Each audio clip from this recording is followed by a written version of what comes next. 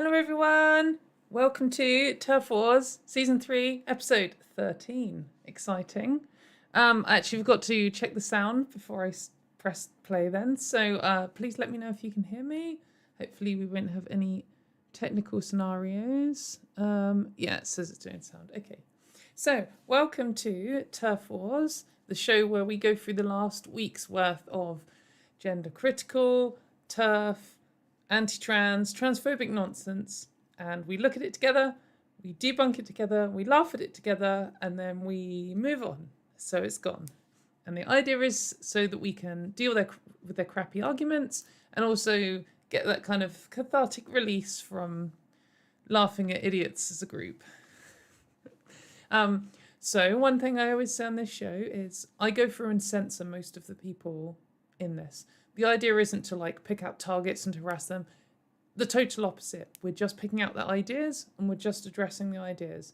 So do not go and find any of these people. I will block you from this channel and on Twitter if I find you doing that from this show. Some people aren't censored. That's because they're either celebrities, big organizations, or relevant like gender critical voices who, if you've spent any time on Twitter at all, you probably would have encountered and been insulted by. And sometimes it's relevant who they are. And sometimes it's a little bit difficult. There was 2 borderline cases this time where I wasn't quite sure, because I think uncensoring them can make them feel a bit more important than they actually are, and I don't want to give them that credibility, but sometimes it's like necessary to mention who they are. So hopefully I've erred on the right side this time. But yeah, should be good. Before we move on to this week's agenda, I thought I would just say I had a really good weekend. You might even be able to hear my voice is still a bit worn out. I don't just want to boast about my weekend or anything. I just think it's nice to, well, I hope it's nice, to have a reminder that the world is more than just being locked in your house with dickheads on the internet trying to take away your rights and insulting you. It can, I know that through lockdown, for me at least, I felt more of the pressure of like the transphobia and the gender criticals and stuff, because for me, one of the biggest cures is going out into the world and just seeing that people aren't like them. You know, most people in the UK at least support trans rights, and it can easily seem like the opposite of that when you're online all the time replying to, you know, politicians trying to take away your rights away, take away your rights away. But yeah, and when you just go out on the town and talk to people, if that's the kind of thing you like doing, which I do, then it can just totally reset that, and it just makes you feel, you know, loved and supported and just normal. Or as normal as I can feel. But it was an extra long weekend this week, as you may have noticed, because this episode is now one day later. We're on a Tuesday this week. We're normally on Monday. We'll be back Monday next week. But yeah, so I just went and did loads of adventuring. I went to a birthday party, went for lunch with some friends, went to a pop punk club night, which was really good. And I sang all the songs and it reminded me of being a teenager. I did cry, but it was really good. Also, at one point, ended up on a yacht, which was, you know, pretty cool. Having a drink. Yeah, it was a good weekend. But anyway, just want to say you can have a fun, normal life, meeting random people and just having a good time. So we will move on, though, to this week's stuff to talk about. So this is the first bit. It's not really good news and it's not really bad news, I guess. I mean, it's kind of bad news. So this is in America. They've got their TSA, which deals with flight safety. I can't remember what TSA stands for. And I've never been to America, but what I gather is it's like the worst airport experience of your life. We have bullshit checks and stuff in the UK, but it's not usually too bad as, you know, a middle-class white person. But I get the idea it's worse there anyway. this airport decided that they needed to see the genitals of this teenager trans girl, just because, you know, the whole system's just set up only for cis people. And it's just disgusting, demanding to see the genitals of a teenager. So this poor family then had to drive across the country rather than, you know, be subjected to that, which I don't know what I would do if I was in that situation. If it was actually me as a teenager and it was like I needed to fly, so it's just a horrible thing. Anyway, the mother is suing the TSA over this. So good for her. And hopefully she wins, and hopefully, I don't know, court cases take ages, but hopefully we'll hear some point in the future that they have to not look at the genitals of trans children. Like, what? It doesn't make any sense. Oh yeah, we're just gonna, you know, sneak a bomb into this in some teenager's pants. Like, fuck off. It's ridiculous. It's just an excuse to hurt trans people. Moving on. Okay, moving on. My little thing wasn't working.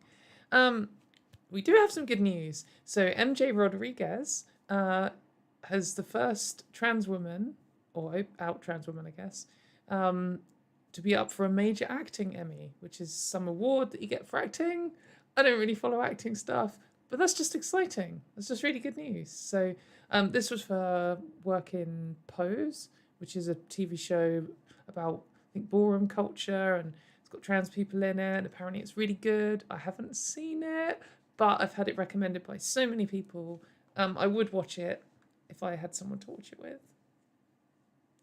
But you should all watch it and tell me how good it is. So, congratulations, MJ. That's wicked. We had some more good news, I think. So Joe Lycett, I think it was obvious that Joe Lycett supported the whole LGBT community, including trans people, and I think he's spoken out about it before.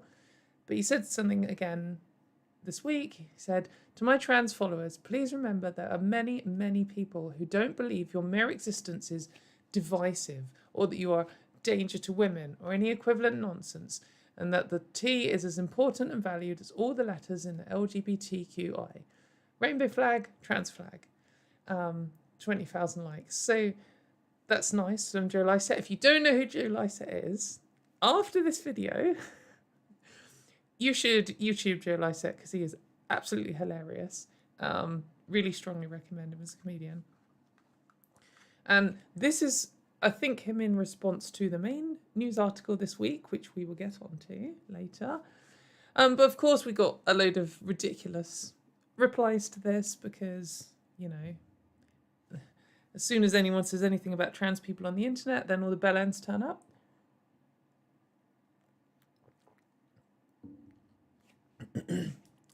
But I thought this was a good one.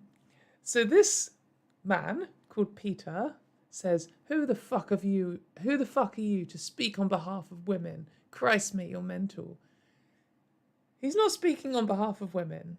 He's just saying there are lots of people who don't believe the bullshit about trans people. So that's nonsense. But thanks for your input, cis man, Peter. I assume that you always really listen to the women around you. And, oh, what's that? Here's Peter replying to a cis woman. Cis woman says, as a cis woman, I've never felt threatened by a trans woman in a women's space. But I am sure every trans woman has felt threatened by cis women in women's spaces. And he said, what? Are you drunk? So maybe, Peter, you don't know what women are saying because you're not listening to them and you're just shouting them down every time they say anything. This was like the first thing that I clicked on, this tweet by Joe Lycett, and I saw those two in a row, and I was absolute classic gender critical man telling women to shut up and then telling everyone else off for speaking on behalf of women. Anyway. Oh, and this is just a shout out to people who are on Twitter.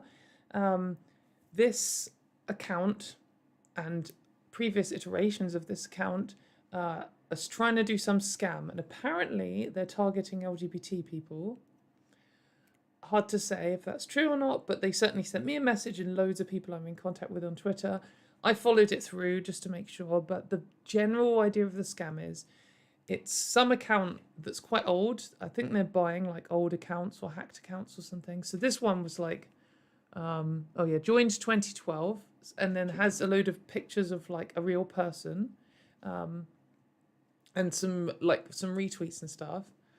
But if you scroll back far enough on their timeline, suddenly all of the tweets are in like Turkish and are about, something else. And there was this big gap between like 2012 and 2016 where it didn't tweet at all. And the gist of the scam is they say, "Can you help me?" And in a kind of like timid way. And then you're like, "Yeah."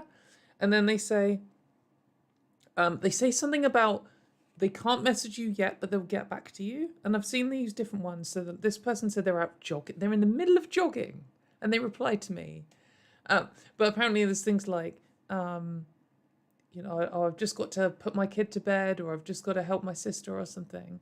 And then a little while later, I guess this is all part of building like some rapport or storyline or something. Then they ask for just $10 or something. Yeah, $12 or $10. And I think they asked that in all of them. So I then said, "What's your PayPal?" And they gave a PayPal, which was not the name of the account. So this account's called Ethan. And the PayPal account is Junaid. And then they're like, "My name is Ethan Junaid." But also the birth year, 1991, and the Hotmail address didn't match the year that they claimed to be born, because it says the 20. Anyway, this isn't just me jumping to a conclusion here. I checked this account out a lot, and there's loads of people reporting they had the same thing, and a few people saying they sent money, because sometimes, LGBT people get stuck in a really shit situation, and you do want to help them, and I think it's, it's good to help, but the problem with this kind of thing is it makes you start doubting everyone, which is bullshit. And,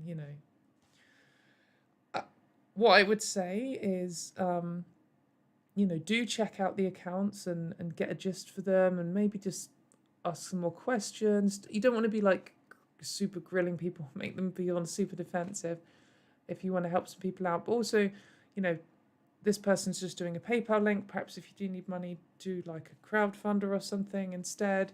Do it more public.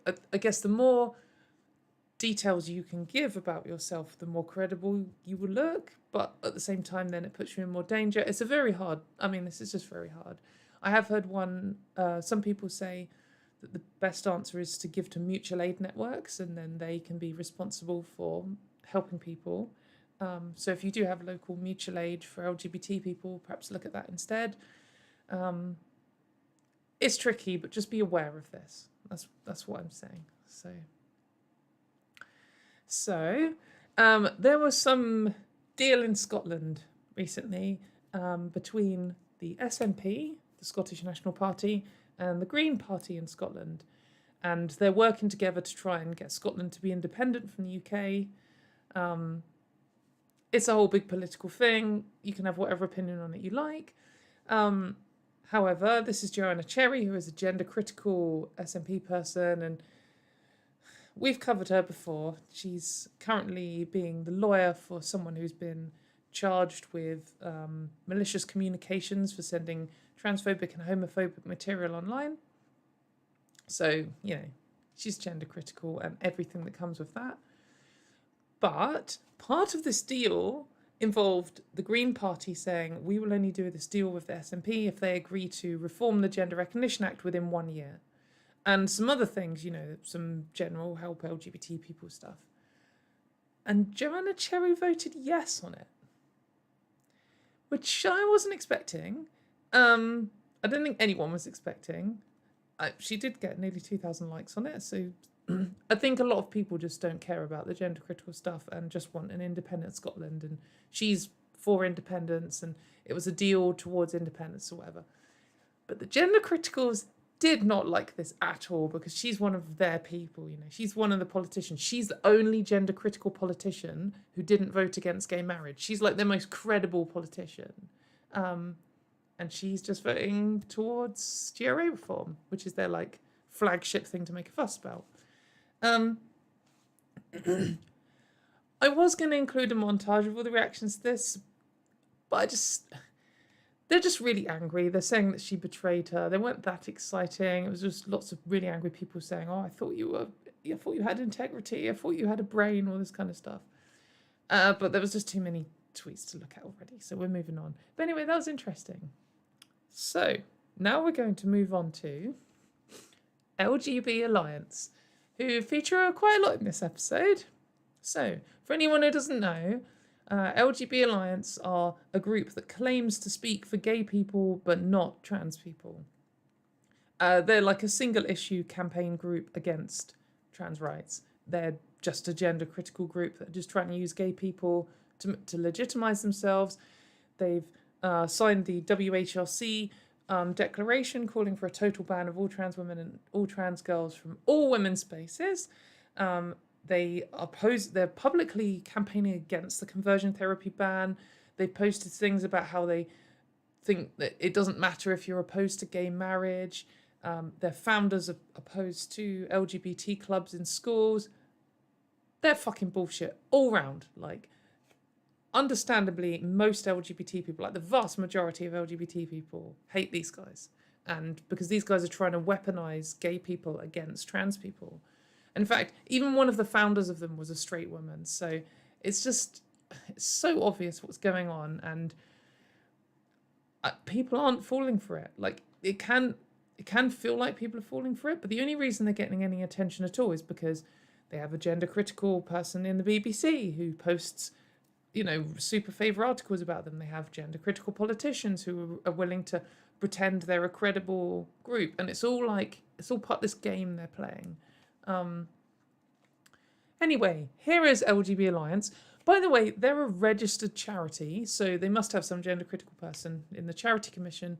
So you can complain about them being a registered charity, because one of the rules for being a registered charity is you can't be a group that campaigns against other people's rights. You can campaign for rights, and obviously that's what they're trying to do.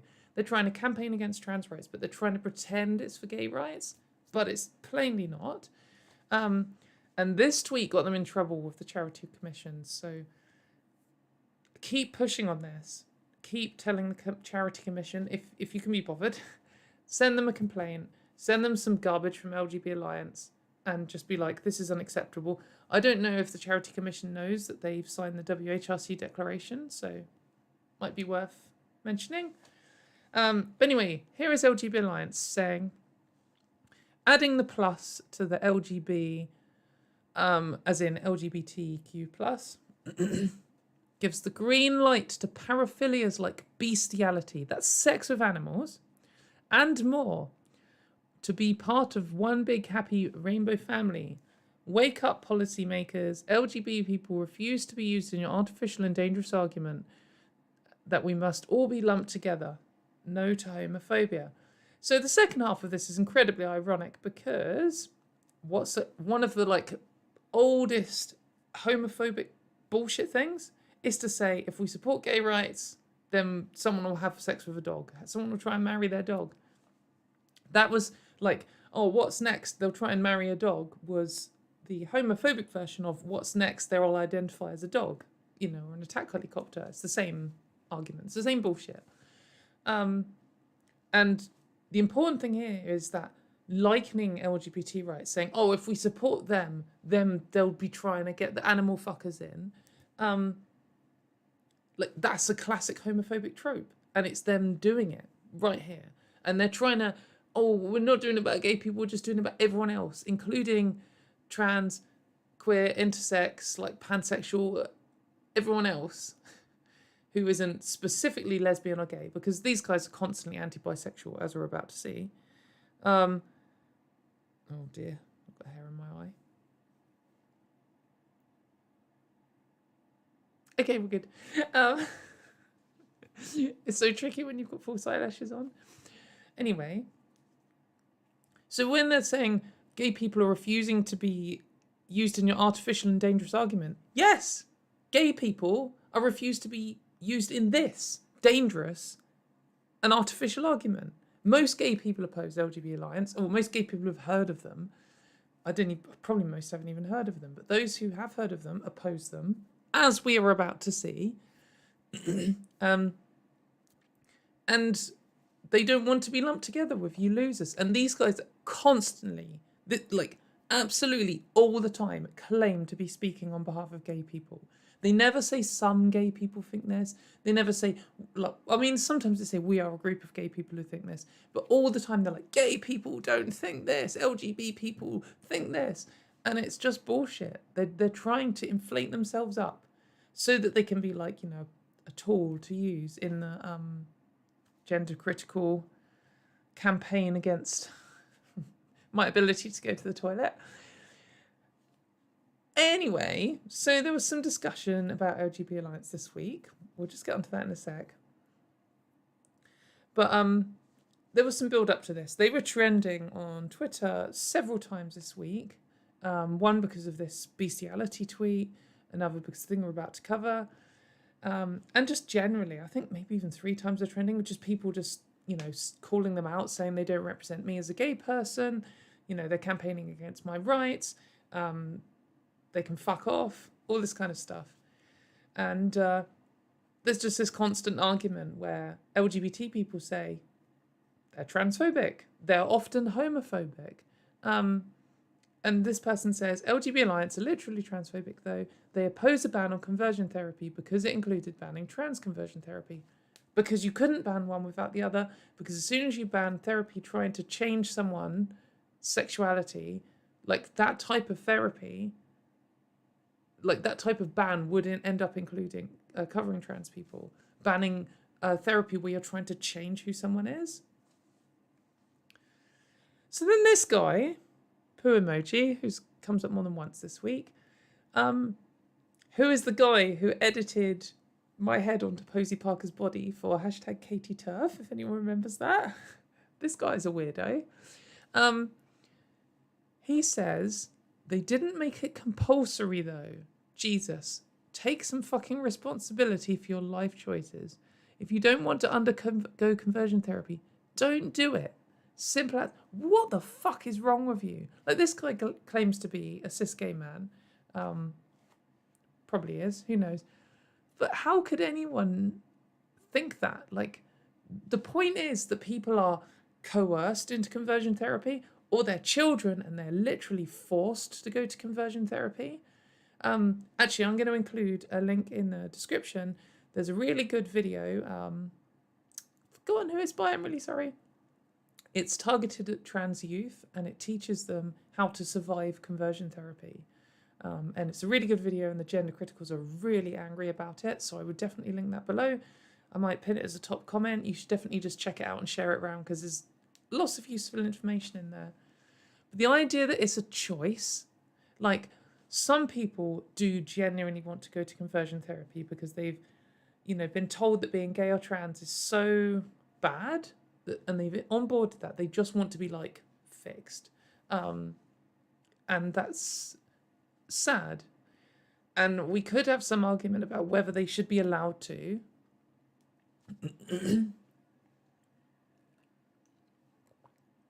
I actually don't think that they should be allowed to. I don't think you should be allowed, or I don't know if that's talking about banning at the wrong point. I don't think people should be allowed to offer torture as a service. If I said, oh, you can pay me money and I will hit your toes with a hammer, I think that should still count as assault. I don't think anyone should be able to opt into that and like absolve me of responsibility, because people can get coerced into these things and you don't know if they've been coerced or not. And conversion therapy is torture, and so no one should be able to offer it as a service, even to consenting adults. If a consenting adult does do it, they shouldn't be punished because they're already being punished for in more than one way, in an overlapping way. But anyone offering that service at all to adults or children, that should be banned, and it should be punishable. You know, should be an offence, especially when it's done to children. It's disgusting. But yeah, to just like, you know, this is just a typical LGB Alliance supporter. Like, this person's all in on supporting LGB Alliance. They show up all the time on their new accounts that they keep creating in the mentions of Helen Joyce, who went on the radio to discuss LGB Alliance this week. Of course she did. Get on all the straight women, why not? So this isn't my screenshot, but this guy went private and hasn't unprivated since, so I couldn't get my own, but I got this other screenshot. He's blocked me, obviously. So I said transphobes are not welcome at Pride in response to what's coming up. And he said, this guy who constantly is saying that, oh, I'm a man, you know, he's talking specifically about me and saying trans women can't face misogyny. He says, I thought you'd be straight up onto the podium to champion the animalistic hounding of an autistic gay man at a Pride event. You monstrous bitch. Interesting that they always... we will address this bit in a minute. Interesting that they just can't contain themselves. Like, these gender critical men are driven by, like, misogyny. That's part of the reason they do this. And they just can't conceal it. Like, they can't... He couldn't even keep it in. It would have made his argument so much more credible that he thinks I'm a man if he didn't act towards me in the way that he acts towards women. Like... It's just like they can't even conceal the misogyny enough for a tweet. Like, it's just so embarrassing, so ridiculous. Anyway, talking of ridiculous LGB Alliance supporters, this guy is involved with LGB Alliance USA somehow. At least he claims to be. And I just think it's worth pointing out that this kind of stuff happens from LGB Alliance. LGB Alliance is like ideology. Their main thing is that the only thing that matters for your sexuality is your birth sex. So they would say that the only people attracted to me are gay men and straight women, which I think is obviously false. Maybe you disagree, but that's kind of their like whole thing, and it just ends up denying reality. They just end up saying, you know, your chromosomes are the only important part of your sexuality, and it doesn't make any sense because then you end up with this situation where you're telling gay people they have to be attracted to women or they should be attracted to women, and total nonsense. But they also always talk as if sexuality is an action rather than something you are. So when most LGBT people talk about sexual orientation, it's something you have. It's like something that develops in you as like an adolescent. And it's not something you do. You could be a gay person or a straight person or a bisexual person and never kiss anyone, never have sex or anything. You could be a gay man who married a woman because of like societal pressure, and what your actions are doesn't change your sexuality. It's like if you're left-handed and you hold a pen and you're forced to write with a right hand, you might get better at writing with your right hand, but it doesn't magically make you right-handed. But so the reason that's relevant is because that means when it comes to bisexual people, when a bisexual woman is in a relationship with a man, they will accuse her of being straight. And when a bisexual woman is in a relationship with a woman, they will call her a lesbian. And it's this constant like bisexual erasure. And then because of that and other reasons, they end up just not liking bisexual people or just constantly accusing them of bullshit. And here's an example. So this lady's just like, fuck off, mate. And he says, go back to your boyfriend, sis. It's time to take a seat while the actual homos talk about your appalling behaviour and why we need to drop the B in addition to the T. So, two little biphobic bullshit things here. He says actual homos. So, they're suggesting that bisexual people like aren't really gays. You know, they're just posers or halfway house or not worthy of their little group. And then this drop the T thing is one of their campaigns it's like an LGB Alliance thing to try and split gay people and trans people apart so both groups are easier to knock down. And he's doing drop the B. So drop the B sounds like drop the bass, doesn't it? Club night. But like, so it's just plainly biphobic, like openly. So this guy, I'm not quite sure what's going on with his charges. I know he was or has been at some point charged of some kind of crimes, but I don't fully understand what the status of that is, so I'm not going to include it here. But he's also known for this, where he said to some random trans woman 41%, which is a classic far-right meme. They say it to often trans kids, and it's there was some study a while ago that found out that 41% of trans people had attempted suicide, which is fucking bleak.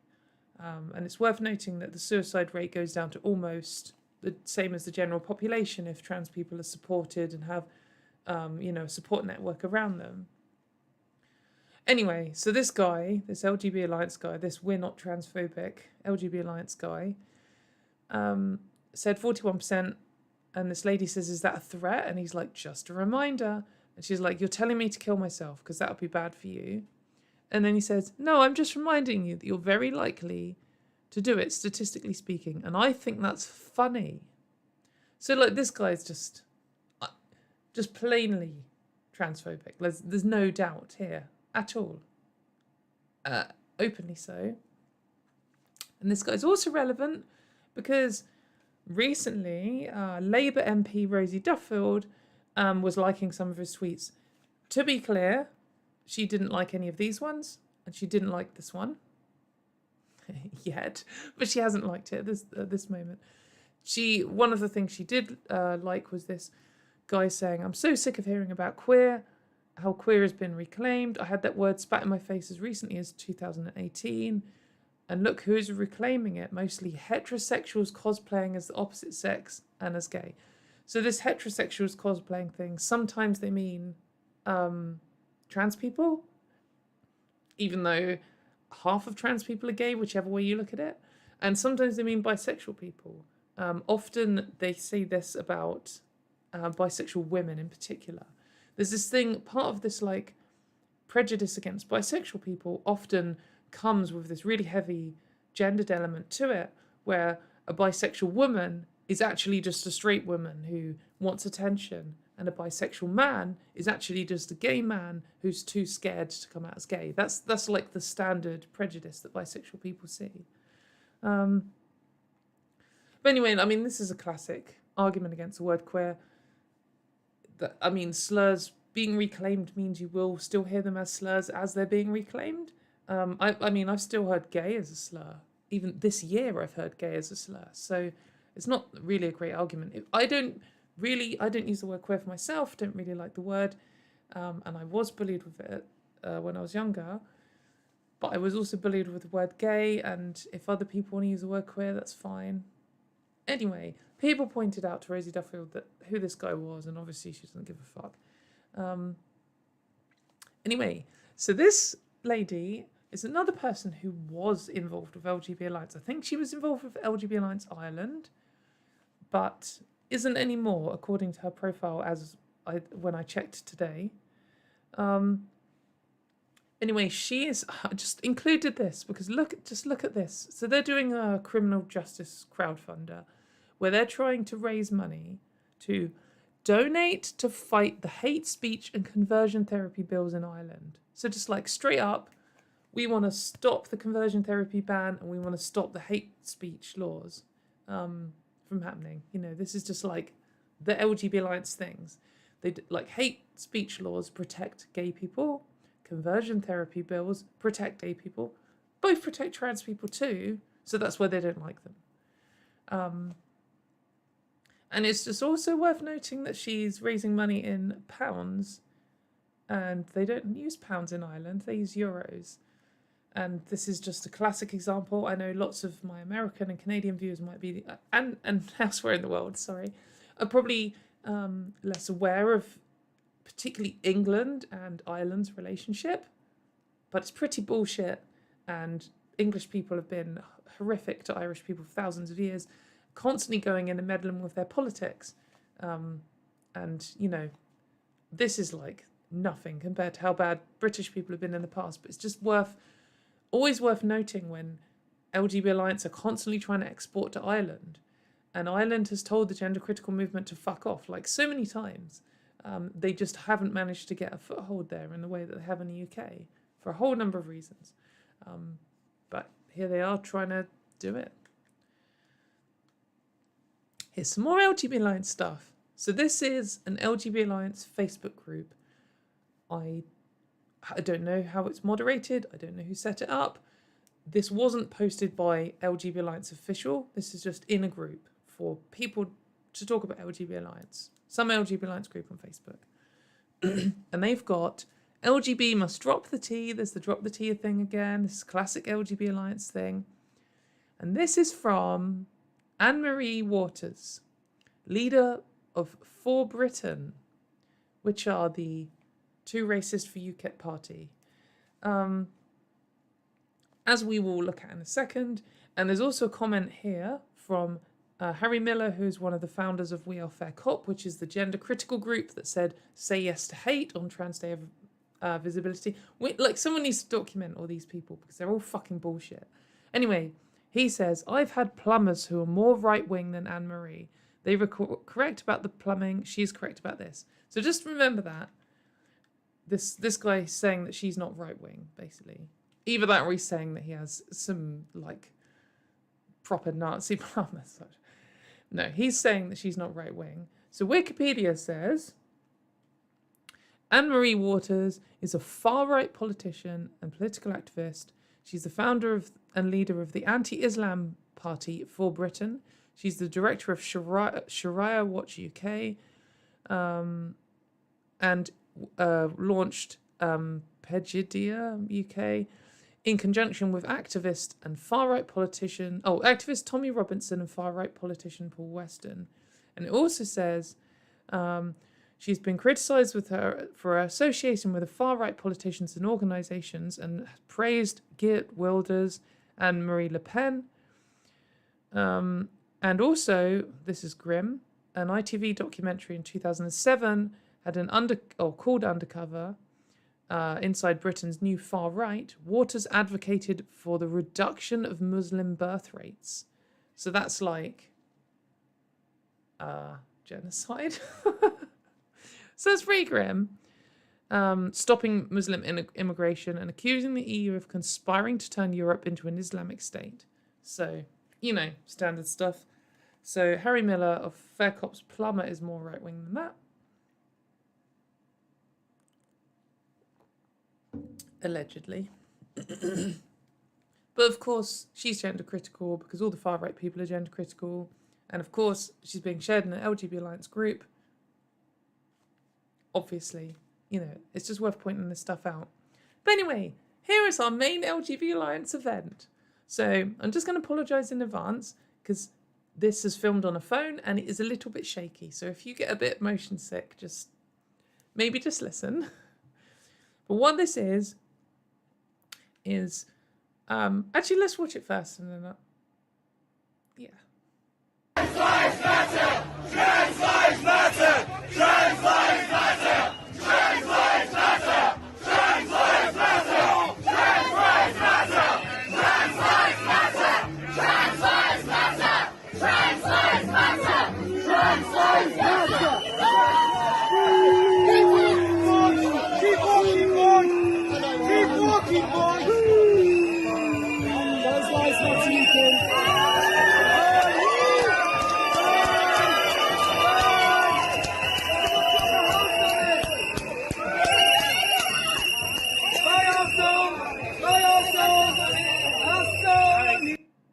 So that was some random dude who's wearing an LGB Alliance t-shirt who went to Manchester Pride to protest against it. And the crowd there, I don't know how many people were there, hundreds, thousands of people, were telling him to fuck off. They were cheering trans rights, trans lives matter, and saying, keep walking, go away, you're an asshole. Allegedly, apparently, I'm not quite sure what the right word is to use, is that he also arrived with an LGB Alliance beanie, which is like the most single embarrassing purchase anyone could have ever made. And apparently someone took it off his head and threw it away, which is funny. Yeah, and so he then got escorted out by the police and told to fuck off. And I think just some things worth noting here. Perhaps if you can go back and watch this bit again, there are lots of rainbow flags. There are some trans flags too, but there's lots of just general classic rainbow flags. Now, you can't always tell for sure whether someone's cis, trans, gay or straight or anything. But I definitely get the vibe that this was not a trans rights pride. This wasn't like specifically a trans pride. This was just a pride. Loads of LGBT people there and probably some allies too. But usually when you go to pride, it's like, I mean, obviously, mostly gay people because they're the majority of the LGBT community. And there was this one dude and everyone was telling him to fuck off. So, you all fucking know exactly what happened here. The gender critical people tried to pretend they were the real victims and it was a load of straight people telling gay people to fuck off because they're homophobic, because they have to spin and lie about every single fucking thing, no matter how obvious it is. Anyone could watch that and be like, oh, a load of gay and trans people are telling some weirdo to fuck off. But no, here we have John Boyne? I'm sorry, I don't know your name, how to pronounce it. He says, as a gay man, it scares me to see a gay man being harassed and ejected from Pride. A Pride march at the behest of straight people and a gay journalist. Is this what gay men and women from previous generations fought for? We have to be better than this. Actually, yes. This is literally what they fought for. Pride is a protest against homophobia, transphobia, biphobia, you know, irrational prejudice against people because of their sexuality and their gender. That's what Pride is. It doesn't matter that you're a gay person or a trans person. If you go to Pride and you're protesting against Pride, then you're not welcome at Pride, are you, stupid fuck? Like, come on. It's just so pathetic. And they know this. They all know that it was completely irrelevant that this man was gay. They all know that the issue here is he went to protest against Pride, against what Pride stands for. He went to go and protest against trans rights. And wearing the merch of this group that we've been looking at with their biphobic bullshit. And of course, any LGBT person, well, not any, but most LGBT people, the vast majority who know who LGB Alliances are going to tell them to fuck off. Obviously. We all know that. We know that from experience. You know that from every single LGBT person you know in your real life. There are some gay men like John here who support LGB Alliance because they have an issue with trans rights. But the question, is this what gay men and women from previous generations fought for? Yes. Literally is exactly what they fought for. So, fuck off. And the fact that they just have to lie about it, like, straight people. What kind of... You just looked at that whole group of people carrying rainbow flags and were like, oh, they're all straight. The only gay person there was this one man who was thrown out for wearing an LGB Alliance hat. It's just so embarrassing that they have to lie. Like, it's just so obviously a lie. And the reason they all do this is if they all stand shoulder to shoulder doing it, if all of the journalists, you know, Suzanne Moore wrote the same thing in, like, the Telegraph, they'll all do one. They'll all these gender critical journalists, all these mainly straight gender critical journalists will churn out the same thing saying, oh, a load of straight people kicked out with gay people. And then that will become the narrative in the media. And it's just a lie. It's just obviously false. It's pathetic. And the other thing, of course, they were trying to claim that gay people were banned from Pride. They're like, is this the list? Is this the complete list of people who are no longer welcome at Pride? Lesbians and homosexuals. So firstly, mate, lesbians are homosexuals. So ridiculous. They've got this thing where they have to call gay men homosexuals because they want to, well, because they're all like right-wing reactionaries, and that's what they were calling them when they're opposing gay marriage as well. They want to describe being gay as like a thing you do. That's why they do this. It's sort of like it's all part of this. I mean, this person was obviously fucking straight. Like the people who are no longer welcome. Yeah, of course, mate. We've banned lesbian and gay people from Pride. The only people who go to Pride nowadays are bisexuals and trans people, of course. Yeah. I'm sure you've been loads of times. I'm sure that's been an issue for you. Just ridiculous, embarrassing. And like, this one only has 1 like, and I included it because of the ridiculous logic fail here. But, I mean, I've seen this take 200 times this week, easily. All the gender critical people, all of the straight gender critical people are saying, oh, what, gay people are banned from Pride now? No. All the gay people were there telling you to fuck off. As you all saw in the video. As every single gay person who was there attests to. So then, this account, which decided to call itself Genital Preference Task Force, embarrassing, says a straight woman with a boyfriend targeted and harassed a gay man at Manchester Pride because he was wearing an LGB Alliance shirt. There is a 100% chance she will cry, but I'm queer. This reign of terror has to stop. Hold this lady accountable for what she has done. So there were lots of people there telling him to fuck off. One of them was this random lady, and they've decided to just go for her. She's been like got a huge amount of harassment. Suzanne Moore wrote her in her stupid article today. They just, you know, the whole point in this is if you know you stand up, they want to target you to make you scared of standing up. And loads of people there were doing it, so they just picked some random woman and just harassed her. Like, this does sound a bit like a threat, but, you know, it's just garbage. But this, a straight woman with a boyfriend, this is just them being biphobic. Like, this is just one of these things where they're like, oh, you're not currently acting out being bisexual. You're not currently kissing a man and a woman at the same time. Therefore, you are either straight or gay. And because she's a woman, instantly you're a straight woman. Doesn't matter if you know otherwise. It's just more like how they can say LGB Alliance. Like, I saw one gender critical person saying it was LGB Brexit and they were leaving the gay rights movement. I'm like, firstly, thank you, go away. We would love you to leave. But secondly, it makes a lot more sense if the being LGB Alliance stands for Brexit than it does if it stands for bisexual. Because they don't like bisexual people. And I absolutely guarantee that lots of gender critical people voted Brexit. If we somehow to get a demographic spread, I bet it was 10 times more people from gender critical did than from pro-LGBT rights. Like, it's just a right-wing, left-wing general split. People are all over the place, but guarantee. So yeah, this person was completely embarrassing. But this tweet got deleted for violating terms for targeted harassment, so that's good.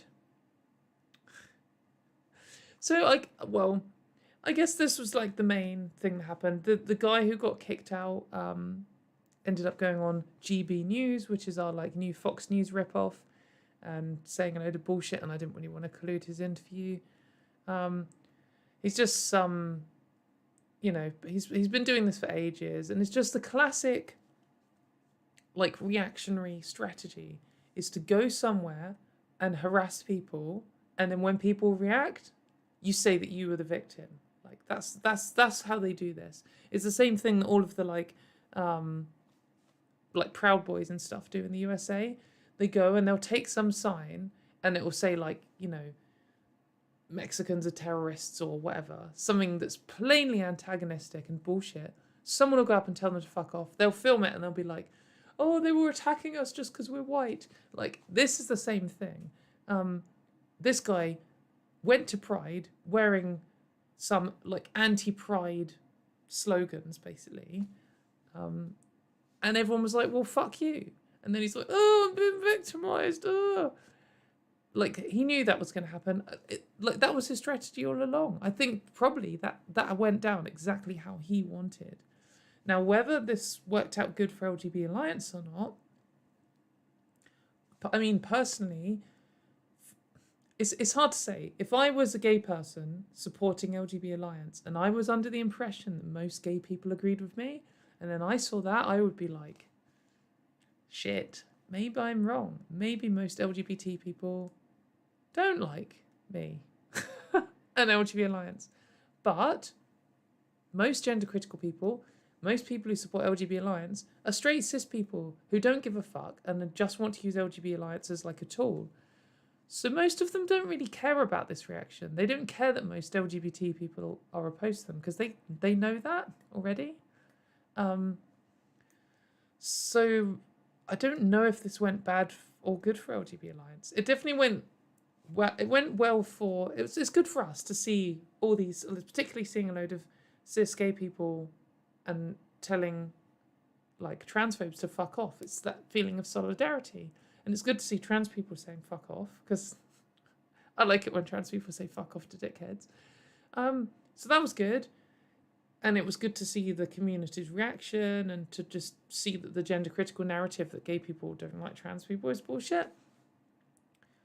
But they all got their little we're the real victims thing. And the media, obviously 100% across the board span it as gay man attacked for being gay. That's all he was doing. He was just standing there and being gay.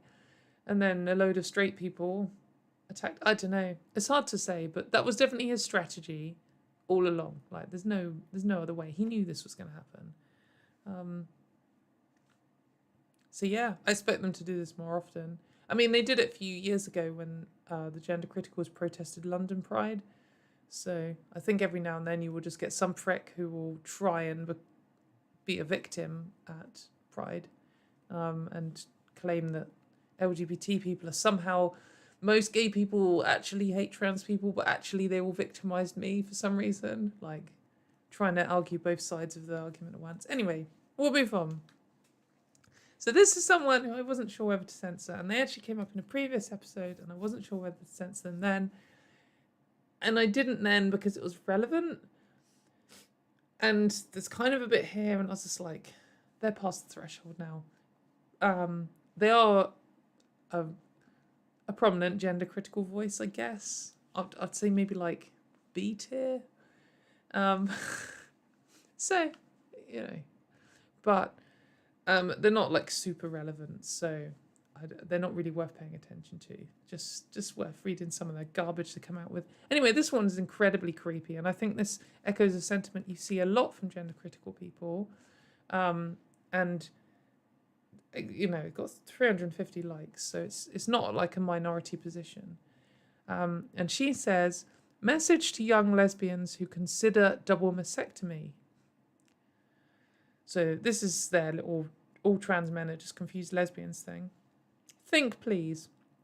Which lesbian will want to be in a relationship with a woman who hates her womanhood so much that she gets rid of her healthy breasts, pretends she has a penis, and calls herself he, him? So, firstly, fuck off. Like, trans people don't transition to be attractive to you. They don't owe you anything. It's not your body, it's their body. They're dealing with gender dysphoria. Like, it's not about hating womanhood. It's not like hating this abstract concepts of womanhood. It's having gender dysphoria and doing the treatment that makes your life better. And for sure, maybe your dating pool will go down. I mean, certainly not going to have lesbians interested in you once you start like growing a beard and having your voice drop. But like,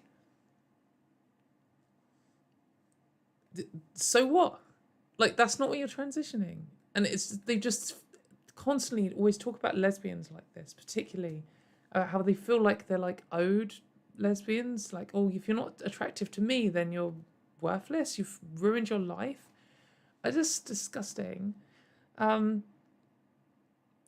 then also there's this healthy breasts. They love gender critical people, particularly the men, though this is a woman. The gender critical men in particular love saying healthy breasts about young lesbians. They always talk about young lesbians, although there are, trans men transitioning at all ages, and some of them would have lived as lesbians for most of their lives.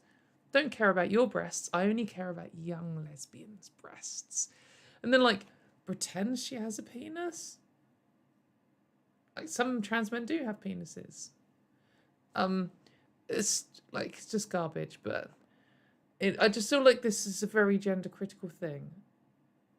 It's this idea that, like, when trans women transition, it's to be sexy to me, like, oh, they're trying to come onto me. And when trans men transition, it's like, well, you won't be sexy to me anymore. And then this constant talk about healthy breasts. Anyway, she came out with quite a lot of shit takes this week. Actually, this was from a while ago, but there's quite a lot of shit takes recently. So here is her talking about Helen Staniland, coming out with an incredibly ironic statement. They always make it about trans. I'm not actually sure what she's talking about here. I couldn't be bothered to look at what Helen's talking about because she's blocked me. But to say that trans people always make it about trans people, when we saw just the other week when the thing in Afghanistan happened and every single fucking gender critical person had to go and make it about trans people. So yeah, that's ironic. But then she says, you can talk about clouds on the sky. Look, that one looks like a snail. They will trans them together with birds or airplanes flying by. You open your mouth and try to say woman, and they start to talk about trans, they put this bit in quotes, transphobia, 35 likes. What are you talking about? If someone said to me, that cloud looks like a snail, I'd be like, oh yeah. Do you know what I wouldn't do? I wouldn't, you put trans in quotes, it doesn't even make any sense. Trans, a cloud, what? With a bird, like, do you mean combine them? What are you talking about? None of this makes any sense at all. Like, this doesn't even follow through. It's not even like a consistent, logical thread of reasoning. Like, what's going on? Why have you put trans in quotes and then put phobia in, like, ugh! It's the weirdest takes. But not the weirdest take. This is the weirdest take that she came out with recently. So, let's all sit down to imagine what is going on. So this is like, close your eyes and just imagine this scene. Imagine you stand in the middle of the street. All you hear are birds. Suddenly, there start to appear colourful clowns around you. They wave with their dicks and shout, "Don't look at it if you don't like it, you cis bigot transphobe." And you were just calmly standing there, listening to birds. What? What are you talking about? Why are you imagining this? What's wrong with you? Why is this on your mind? Why are you thinking about clowns? Like, this is the world that lots of gender critical people live in. Like, they've got nothing to talk about, so they just imagine some ridiculous scenario. And it's not even like, oh, imagine you're going to the toilet and some trans woman busts in and, like, you know, pervs on you or something, which is also made up bullshit. But, like, it's not clowns waving with their dicks. Like, what? Why are you imagining this? Like, where has this come from? They're just so desperate for this kind of nonsense.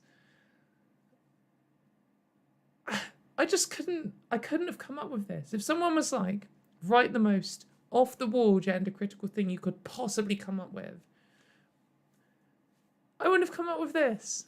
Like, this is, like, surreal. So I guess it's creative, so hats off to this Eggenius. For some reason she does puns about her own name, and someone says, great analogy. Is that an analogy to something, is it? To what? Okay. And then she says, I feel it exactly like that. Feel what? Why do you do puns on your own name? I don't understand it.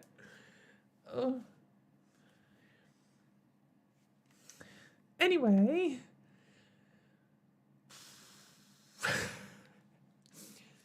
coming up to some brain rot, I think. No. First, before the brain rot, I ventured into MRA space this week and talked with some MRA incel red pill types about trans rights. And if you were to listen to gender critical people, you would think that they were all very pro-trans rights. But if you were a normal person who was able to see what was going on at all, you would see they don't like trans rights. They do have a different opinion on trans rights to gender critical people. Well, they have a different reasoning, but they still want the same things. Like, if they were to write the laws, both groups would write identical laws, but they would have different excuses as to why they were doing it. But I've got a few takes from MRAs here, and then we're going to seamlessly merge onto the brain rot from gender critical people. See if you can tell where we switch over. I'll point it out when it happens, but call it out in chat. So this one is definitely an MRA take. There's going to be 0 or more MRA takes, and then we're going to go into brain rot. So see if you can call it. So this guy says, adolescence is consequential of puberty. It does not start before puberty. Yeah, I guess. There's no such thing as gender fluidity. I mean, whatever. That's wrong, but who cares? There are only 2 genders, dominant and submissive. They're polar opposites. Being either one negates the ability to be the other, unless you lie and assume false personas. With respect, you state you are depressed, anxious, autistic, and possibly ADHD. You are the kind of young person who gets malnurtured, that's a good word, into this. Secret is females are seduced by authority. If you try and be female, you will lose your authority and be sexually disentitled of females and lonely. So this is like incel ideology, where it's like you exist to have sex with women and they exist to be had sex with by you, and everything else is just pointless. They base their whole life around this. And he's come up with, so we don't have man and woman here. We have the 2 genders. Oh yes, the 2 genders, dominant and submissive, and females. So, I mean, don't know what, I guess you're suggesting that all females are submissive? But then if all females are submissive, and you're saying this person will stop being dominant because you lose authority, and there's only 2 and they're polar opposites and they negate the other, then if you stop being one, you would become the other. So then you would be a female and you would be attracted to authority. But then does the attraction go the other way around? I mean, are you just arguing that it actually transition does work in your world here and you've just not realised it? Mate, incels are mad. So this person says, enforce. Lol, it's a natural process. So this was in response to me. I was saying, you enforce gender stereotypes on people, and they were like, gender stereotypes are natural. You dress girls in a feminine way because guess what? They're females. You dress boys in a more masculine way because they are males. The decision-making to create and make gendered clothes is rooted in sex and biology informing us. So this person thinks that girls wear dresses, boys wear trousers is natural and a part of human sex and is a natural consequence of humans. Even though, I mean, that's just plainly false. There are cultures where women don't wear dresses. And there are, even in the UK and the USA, 100 years ago, all baby boys used to be put in dresses. It's just such a dumb take. It's just painful. How can they come out with this crap? I will give this person a bit, and they stuck to this. They were very insistent on this. I pointed out some contradictions, and they were not interested in listening to anything at all which might disagree with them, as you might expect. So this person says, children invented gender norms. Children invented gender norms. The oldest cave paintings have colour-coded children handprints? Is that your evidence for children inventing gender norms? You aren't letting children be children by denying what they created.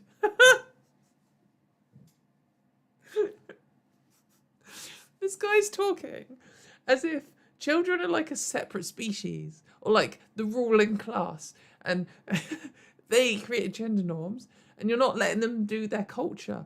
Child culture is being violated because you're trying to get rid of gender norms and the kids created it. Like, if you don't like gender norms, you can do what you want, but let kids do the gender norms they invented. And my evidence for this is colour-coded children handprints. But like, how would you know that? Like, if you saw a handprint and it was pink and the handprint that was blue, are you just saying, oh, that one must be the girl and that one must be the boy? Because of your own idea of what gender norms are, maybe? Maybe you're just an idiot. I am unconvinced that children invented the social construct of gender. Like, what world is this that he's imagined? Where, like, there's just adults and they're just totally free of sexist oppression. The women are doing what the hell they want. The men are doing what the hell they want, not being judged for it. And then some children just turn up, like some invading children from like the child camp. They come and they're like, no, we've invented these things and all women are going to now go to the kitchen and clean and all the men are going to die on the battlefield. Like, when people say, like, when you say something, when you make a claim, do you not consider all of what, like, that would mean? Like, if I said, like, all dogs are pink, I would think, like, oh, what would that mean? That would mean that the dog I saw on the weekend either wasn't a dog or had been painted. And it would actually mean that every dog I'd ever seen had been, like, painted or wasn't really a dog. Maybe that would mean that dogs don't exist. Or, like, don't you look through and then you're like, actually, this claim doesn't make any sense because it doesn't match with real life? But people just make these claims. Children invented gender norms. Done. Let's move on. Don't need to think about that. Please do not engage your brain with anything I say because it's all fucking bullshit. So, this guy. Oh no, I've ruined the challenge. Oh, well, this is where it moves over to the gender criticals. I should have censored this guy. This was the other guy I wasn't sure whether to censor. So he's another guy who is in We Are Fair Cop, which are the Say Yes to Hate group. Well, he comes out with MRA style takes all the time, and he could have fitted in, but I didn't censor him, and now you know. Anyway, so he made some like implication that he would rather go to prison than to call me she. So I was like, wait, you'd rather go to prison than call me she if those are the only two options? And he's like, yep. Like, that's quite clear. Yep, full stop. I know you probably won't believe that, but I'm a keen student of the Soviet Union and grew up with a fantasist parent. So, yeah, not being forced to lie is kind of important to me. So I was like, policing gendered pronouns, something humans made up as part of the gender construct, something that not even every language has, is more important to you than your freedom. So, like, he's doing this, it's more important to me than being forced to lie, but, like, calling me she isn't being forced to lie. Like, there's no assertion there. There's no truth or lie. It's like, do you think pronouns are this, like, magical innate essence that you can, like, sense somehow and, like, oh, you are definitely a she, her because I can feel it and I'm being forced to lie by calling you he, him. Like, no. That's not how language works. That's not how the gender construct that we made up works. Like, if you were in Finnish, would you be lying if you called men and women the same pronoun? Because they don't have gendered pronouns in Finnish. So, anyway, and then he said no. Being forced to lie about someone's sex is, I'd say good try, but it wasn't. So when you said yep, full stop, you meant no. So when you initially had suggested that isn't what you meant. and you're just, or actually, maybe you did mean that, and then when I pointed out how stupid it was, you were like, oh, well, I can't admit I'm wrong, so instead I'll just try and twist it onto something else. That's just embarrassing. This guy is really embarrassing. He always does this. I did have more discussion with him, and you'll ask him some question and he'll answer to it.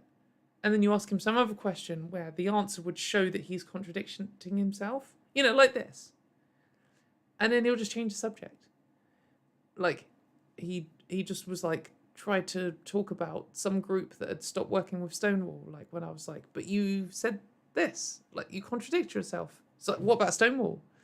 And like, well, yeah, I know, I can see you're trying to change the subject. Like, are you that desperate? Like, it couldn't...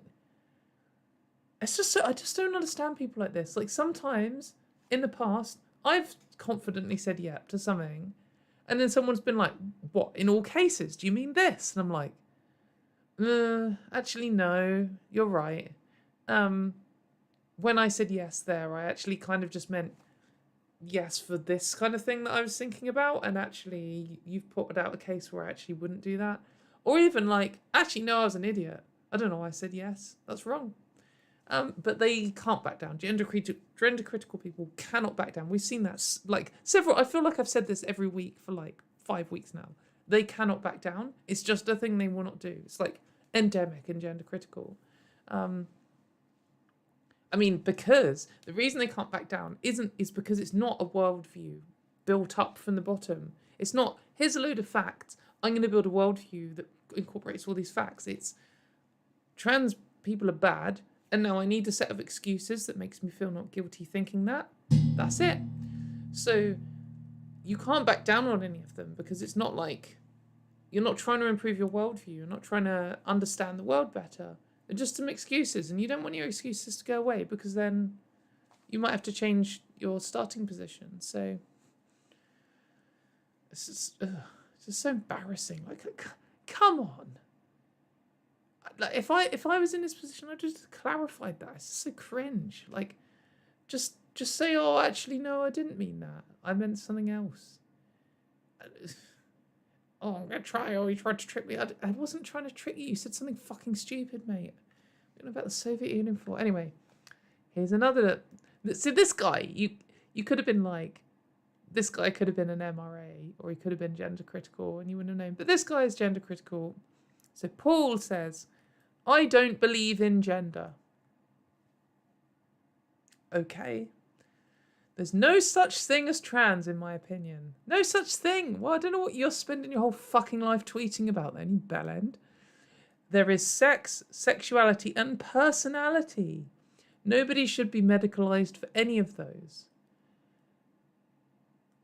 Well, that's just called science denial, mate. I mean, where he says I don't believe in gender, like, charitably, he means I don't believe in gender identity, rather than I don't believe in, like, what, gender is a social construct, or gender is in a, like, presentations, or, like, you could say you don't believe that, like, the gender construct should exist, but to say you don't believe it exists would be really stupid. So let's be charitable and assume he means gender identity, which there is loads of scientific evidence for. And the like, competing gender critical hypothesis is this big fucking mess that we talked about last week of like 5 different reasons why people might be trans, and then doesn't explain why the treatment works. But then there's this thing, why I included this, is gender critical like to try and suggest that being trans is just like a personality thing. Like, just imagine, like, oh yeah, I'm a bit loud, and I'm the kind of I'm an extrovert, and I'm the kind of person who likes to go on parties and end up on a yacht at 5 a.m. in the morning on a Monday. That is my personality. I'm the kind of person who likes, loud and fast music. They're kind of personality things, I guess. I'm a dickhead. That's part of my personality. And I'm a woman. That's part of my personality, or like, what bit of a personality is that? Why would my life have got better through medical transition? For my personality?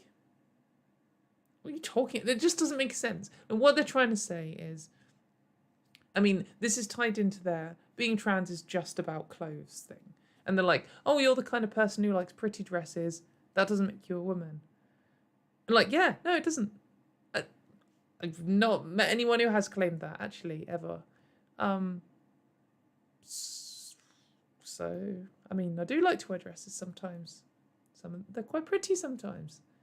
Not always. I'm not now. And that's not what being trans is. Like, no one's being like, oh, I really like that pretty dress in the window. Better save up £30,000 to fly to another country to change my genitals then. What world do you live in? Like science denial land. Ridiculous. Here is another gender critical man who also could have been an MRA, I think. Who likes the Alba Party in Scotland. Here's my problem.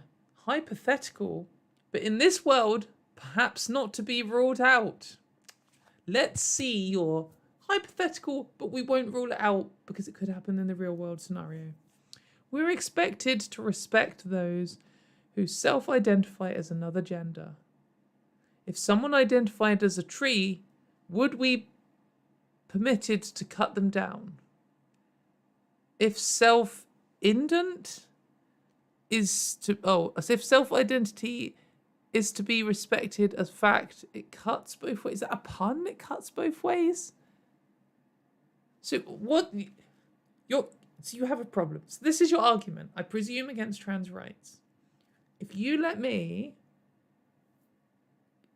live my life as a woman and like go to the women's toilets, then the problem here is that if someone was a tree, would we be allowed to cut them down? No? Does that answer? Yes? Like, what does that matter? But also, what the fuck are you talking about? This doesn't make any sense. It's just so dumb. Like, I can't tell with these. Like, is this them thinking they're being clever, or is this guy who's genuinely confused with this? Like, and why would cutting them down make any difference? Like, surely you mean if someone says they want to be a tree, does that mean we should respect them as a tree? Like, cutting down a tree doesn't show respect to it. It doesn't make any sense at all. It's just so embarrassing. And like, this has nothing to do with trans people. It's just a attack helicopter meme, but even dumber. Like, in the dumbest possible format. God, it's painful. Ugh. Like, you thought this was a zinger, didn't you? When you put this stupid fucking hell, oh my God. Right. Here's another gender critical man. There is a lot of gender critical men this week because I think they're the majority now. All gendered behaviour is harmful, but there's a difference between passively enacting your assigned social role and embracing the alternative. So yeah, I do absolutely tell men to avoid gender too. So this guy is now using gender in a different way to the previous. Well, if we were going to be charitable, this guy is now using it differently to the previous guy. And I want to talk about this because this is a gender critical guy who's saying all gendered behaviour is harmful. And I think this is more of like a TERF take than a gender critical take. And it's, you sometimes, this does come out in the gender critical thing where they start like harassing women for like wearing makeup or something. And I think it's like a different angle, like a bad angle on like feminism is where this comes from. So I would say gendering behaviour is bad and harmful. So that's where like, oh, that person is climbing a tree. That's what boys do. That's bad. To like label a certain behaviour as male or female or masculine or feminine or for boys or for girls or whatever, that is garbage. Like, climbing a tree isn't for boys. It's not masculine. It's just a thing that people do. And gendering like clothing, it's just pointless. What women's clothes? It's just a piece of cloth, isn't it? Wear what the fuck you want. And stop policing other people for doing that.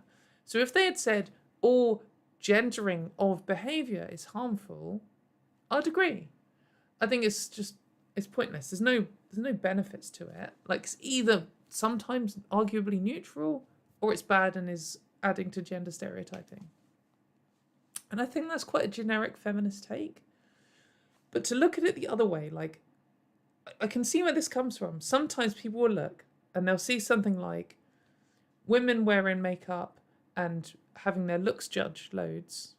And then they'll see something, you know, like women being told not to climb trees. And they'll see these things and they'll be like, this is part of the oppression on women, which it is. You know, being forced to look your best all the time, not being allowed to do certain physical activities as a child and stuff. It is. But rather than saying the fact that society has gendered these behaviours and is restricting women is bullshit, instead they say these behaviours, like these women behaviours, are bad. So like a classic example of this would be being a housewife.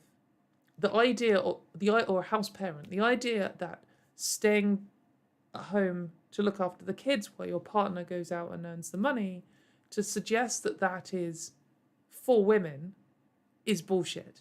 Like, maybe in a world without sexism, women would still do it more than men. Who knows? We don't live in a world without sexism. But to say that that is what women should do, or that's a womanly thing, is bullshit for women, because those who don't do it are like, oh, you're not doing the womanly thing. And it's bullshit for men, because men who do it, they're like, oh, you're doing the womanly thing? It's garbage. Just fuck off. Anyone should be able to stay at home and raise the kid.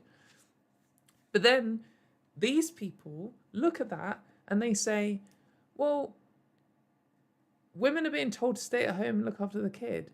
Therefore, any women who do that are bad. Like, that's a bad gender behaviour. And that's where we get this situation where some people calling themselves feminists, will like pick on women who are like models or makeup artists or stay-at-home mums or, you know, other things that are like women gendered behaviour, and they will attack them for doing that rather than attacking the system which pressures women into doing that. And that's like the failing of understanding of what's going on here. And they'll think that they're fighting the patriarchy, but really they're just harassing women.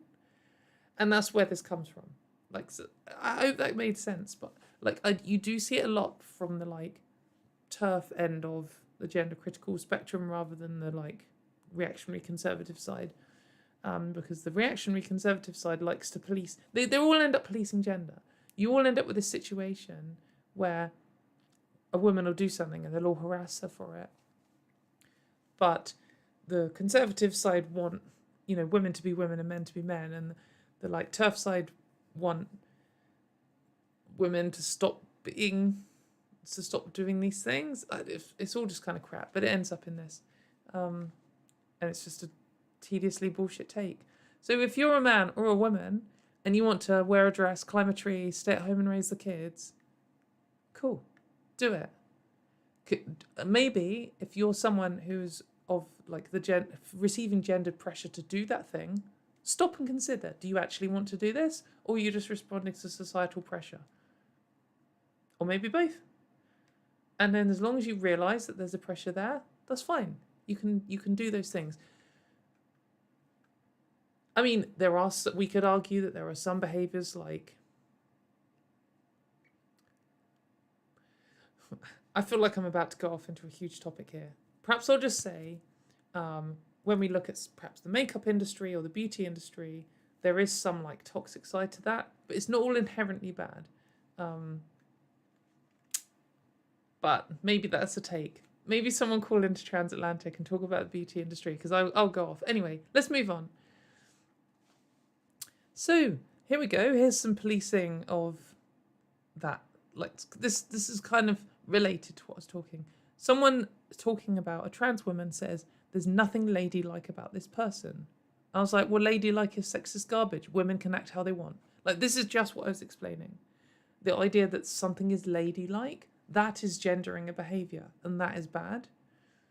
But doing something that happens to be something that other people call ladylike isn't necessarily bad. I think that's quite a clear distinction. I hope that's obvious. So then this person says, I know. I don't wear makeup, high heels, dresses, love football, have short hair, can parallel park, read maps. This, I feel like this is quite likely to be a cis man pretending to be a woman. Can read maps and still a woman because, well, biology. So this person like, well, what did you mean by ladylike then? And they're like, behaviour displayed by a lady. As you may or may not have noticed, I wasn't the one who called this person lady. So, like, what's going on here is you're just contradicting yourself. And kind of saying some sexist things too. I mean, I know that parking is like some sexist joke and reading maps maybe, but like it's not actually a thing. It's not like being able to park and being able to read maps are different to choosing to wear makeup or choosing high heels, because that's like a comment on men and women's innate abilities as things. They are they don't really go with the other things, but like kind of what you're saying here is like, I don't do those things and I'm still a woman. Like, yeah, that's cool, but that's not really what we're talking about. What I was saying is the concept of ladylike is garbage because it's gendering behaviour, and then you're like, well, I don't do any of that anyway. Like, yeah, but that's not the point. If you did do it, that would also be fine. Right? Anyway, men and women can read maps. Fuck off. Let's go. Now we're into the conspiracy portion. There's not too much left. So we've got a few conspiracy theories this week. This one didn't get the alien head award. This one gets the robot head because it's about transhumanism. So, okay, big question time. Do you think transgender is a stepping stone towards transhumanism? 1,000 votes, 76%. These are all gender critical people. Say yes. Oh, well, they're not all gender critical people because I voted no. And then they've said some info on a trans woman who's one of the biggest pushers of transhumanism. Make of that what you will. Either way, be aware of her.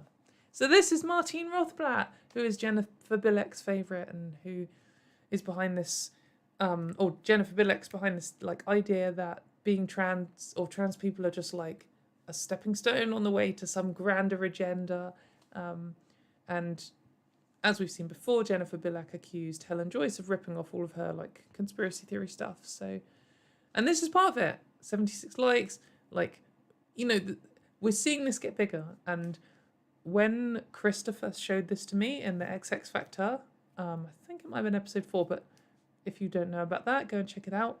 When Krista showed me this stuff, I was like, this is so fucking off the wall that maybe it's going to grow a bit, but it's not going to hit like gender critical mainstream. I kind of thought ever, like, I wasn't thinking Krista was wrong. She was obviously, she was obviously fucking right, but she was right as well that all the mainstream gender critical people were like using her ideas. But I felt like they were kind of just using her as a useful tool to like suggest that trans people are up to no good. But no, like, this idea that trans people are like some created by billionaires thing in order to sell the idea of transhumanism. It's like, I mean, it's hit gender critical mainstream as we saw it as in like, you know, it's been in books and stuff. Jane Clare Jones wrote it in some report to the government, sponsored by Oxford University. And here it is. We're just seeing it all the time. It just comes up all the time. It's garbage. Here's another one from some person, Mary Harrington.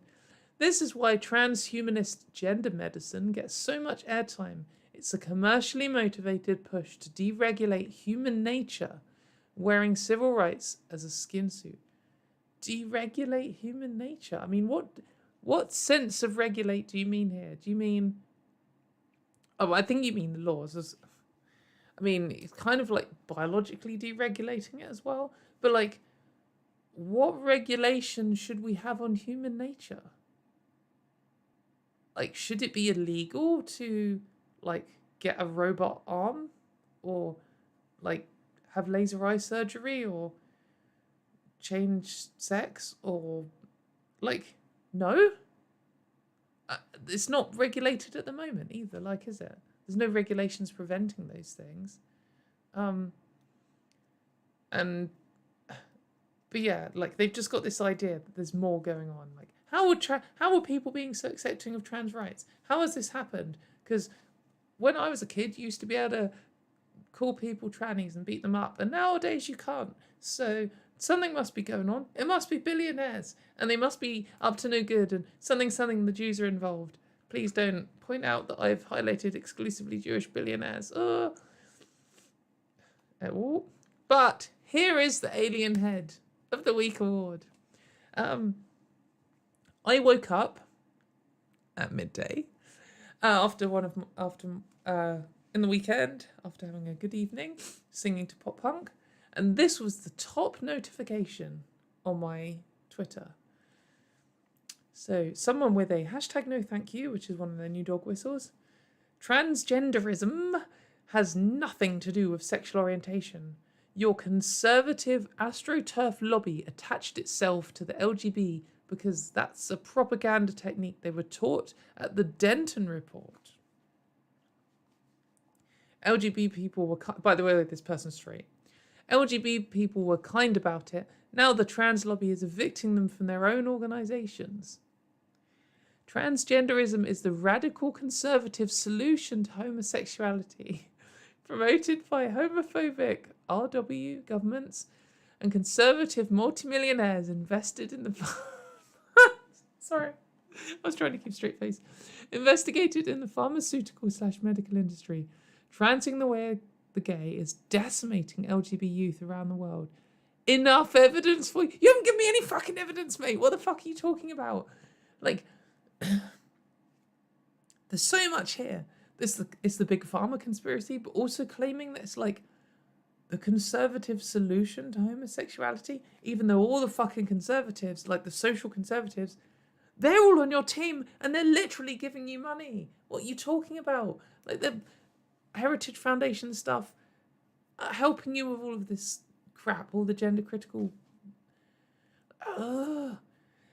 It's just so ridiculous. And this gender critical thing, trans away the gay, it doesn't make any sense. In fact, there was a new YouGov poll recently which showed that transphobia is like 3 times more prevalent in the UK than homophobia is. So, I mean, obviously, as we all fucking know. And how, like in the UK in 2018, maybe a recent year, the number of kids that they prescribed hormone blockers for was 100. So, like, decimating. There's more than 100 gay kids in the UK. What are you talking about? It's such like a fucking load of garbage. And also, you know, most trans people are gay or bisexual anyway. It's just so much here. It's just so mad. And this is the world they have to create. They have to create the world where trans people are created by conservative billionaires to like wipe out gay people, and then as part of that, they joined up with them in an organization to push through gay rights. The thing they want to eradicate, they push through gay rights, and now gay people are the majority, but trans people have taken over, and now gay people aren't in gay rights organizations, and that's why... Like, what are you fucking talking about? My goodness. Ugh. The conspiracy theories are so dumb. Right, let's move on to some more brain rot. We've had self-ID on women's spaces in the UK my entire life, and we haven't had whatever nonsense problem they were conjuring up. I said... Then I Heart JKR here said, if we've had self-ID this whole time, why are trans activists campaigning for it?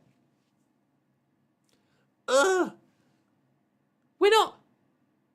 Like, you have no fucking idea what you're complaining about.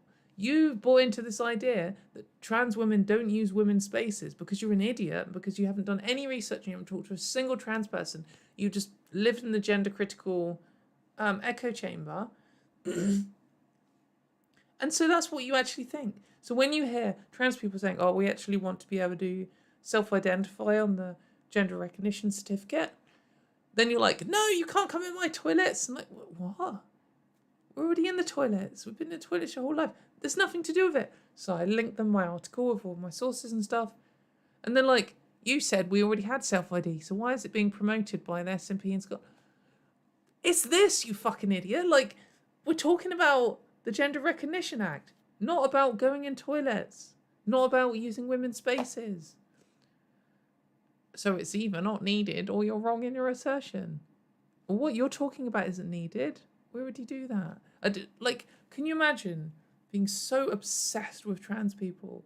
You've got a whole profile dedicated to it, and you bought your little I love J.K. Rowling flags, and you go around arguing with random trans women and harassing people. Like, this is your life. And you don't even know what we want. You don't even know what you're fighting against. Like, it's just all echo chamber. So ridiculous. Oh, this is kind of grim. So this is obviously a straight person talking about a trans man who said, sometimes I worry about being accepted by the gay men community, but they do accept me. And then this person says, you being there is rapey as fuck. Like, this random gay trans man being accepted by gay cis men is somehow rapey, because they accuse everyone of being rapey apart from themselves, while they demand that children's genitals get inspected. But anyway, says, the gays who say they accept you will hope you leave so that the orgy can finally start. Or they're not gay, but bi, like pussy, and your presence there means more holes to fuck. Like, this is obviously a straight man, isn't it? Come on. What are you talking about? What orgy? Do you just think that all gay men just have orgies all the time? I mean, maybe some of them do, but most of them don't, that they've told me. And, like, what? More holes to fuck? That's just disgusting. And I don't even know if that's practical anyway. Well, we're not going to go down that route. But, like, just why you have to be so grim all the time. Some grim people. Right. So this is the end of the brain rot. This person, so this person's actually come up a few times before. Greenface here. They're opposed to gay marriage, and I don't know if friends is the right word, but when Graham Linehan had a Twitter account, they would often interact, and he defended her a few times. And anyway, she says that being in a lift with a trans woman versus being in a changing room with a trans woman is very different. I guess there's an argument there, though not really. I mean, I actually have a friend who was sexually assaulted in a lift. I mean, it can happen. It's like an enclosed space with a cis man. I mean, obviously by a cis man, obviously. Anyway, this person says, well, trans women are allowed in both. So that's neither of them have been a problem. Trans women have been using changing rooms and lifts your whole life. And then this person says, I don't believe trans women are allowed in lifts. Something to do with the HRT that they take. I read it on Stonewall. Stop, guys, stop. Don't go in the lift. Stonewall has pointed out that if you're on HRT and you go in the lift, something, like, it could be fatal. Oh. Where has this come from? You didn't read on Stonewall's website or their booklets or even on a wall. No one's even fucking written this on a wall. Actually, you know, last week when we talked about trans positive graffiti. Yeah, don't go and write trans women can't go in lifts on the wall. Don't turn it into a meme, please. But this person thinks it's already true. So if you've ever met a trans woman who's been in a lift, just know that she was lucky to survive. The stuff they come out with. So now we're going to move on to the comment of the week. So every week now we're going to do the comment of the week from the last week. So if you write a YouTube comment here down below, then you might get featured on comment of the week. So why not write a nice comment or a thoughtful comment or a funny poem or something like we've had before, and you might get featured.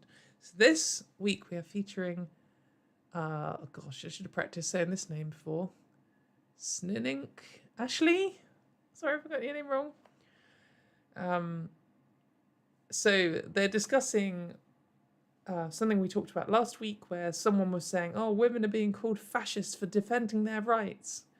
And they're like, oh yeah, you know, women get called fascists for defending their rights. And then hastily packs up flyers from the Proud Boys advertising a protest against a trans-inclusive spa. Like, this is what we were just talking about earlier. All of the far-right people, they're not pro-trans. They're pro-gender critical. So when you're like, oh, we're being called fascists for defending our rights, all we're doing is like allying up with literal fascists. Like, maybe that's why we're calling him it. Maybe the fact that you and the Proud Boys turned up and stabbed a load of people outside an LGBT-friendly spa, maybe that's why people are calling you fascists. So anyway, this is a good comment. Agreed. So that is the end of this week's show. My voice kind of held out, so I'm sorry if it wasn't as angelic as usual. It will be back on form next week, assuming that I don't go out singing and partying next weekend, which I probably will. It's a good time at the moment. Things are finally starting to get good now. Everyone here is vaccinated, so still being safe, obviously. But yeah, anyway, thank you for watching, everyone. I hope this episode has made you feel a bit better about the bullshit that's been going on.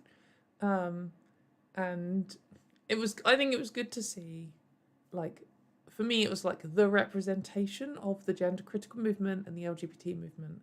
One fucking knobhead turns up wearing their fucking stupid bullshit and thousands of people tell them to fuck off.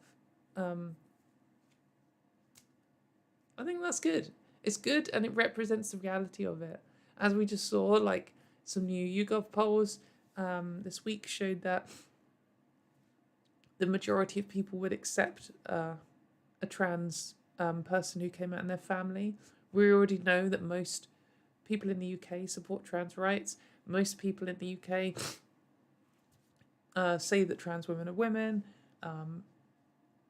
So, you know, they've got the media and they've got lots of noisy people and they've got, you know, like the establishment, but they don't have the hearts and minds of people. So we're winning and we're seeing it happen. So